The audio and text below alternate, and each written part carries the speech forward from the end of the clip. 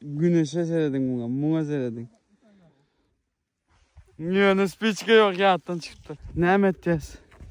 Şurada hazır oturuyoruz. Go deyip. Nasip olsa. Spiçkadan tapsak. Şaşlık pişiririz dostlar. Bilemeyenler.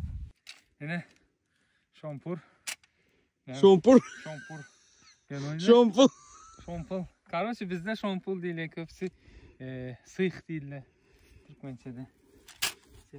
Hey Türkmençe'de ne mi değil ya şuna? Aydın geçin. Şuna ne mi değil ya? Ben ne bileyim o. No, şampul deyip öğreniniz. Dostlar. Bir spiçka kaldı. Последний надежда. Bolmasa ne yedik. Hadi gitti. Ya.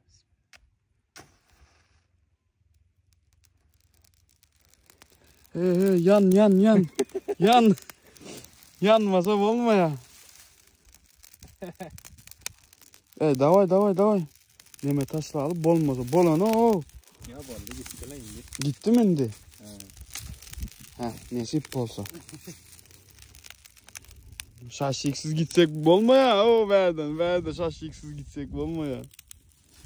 Kilo almalı. Kilonu 23 kilon cayına koymalı.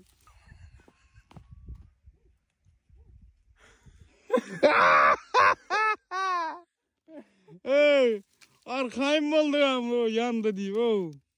Dur da abi. Dur üfleyin.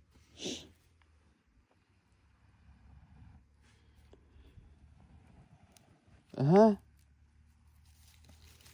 Kağız. Kağız. Me.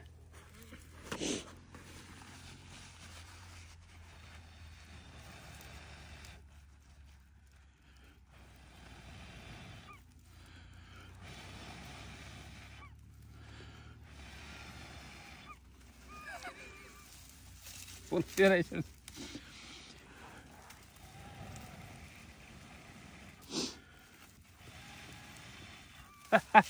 Yok. Dur. Gittik. Tımma git. Spiçka tap. Senden mi oldu? Spiçka yok. Yattan çıkarıp dursun. Zajigalka. Taptı ya maşinin. Dörce. Bar yerini gözlep. Zordan taptı zajigalka. Bar eken ha. Emelledik. Indi bir emelle yaslayın. Mun yerlere gelseniz var ya birinci şu zatlara seyredin. Spiçka bağım yok mu?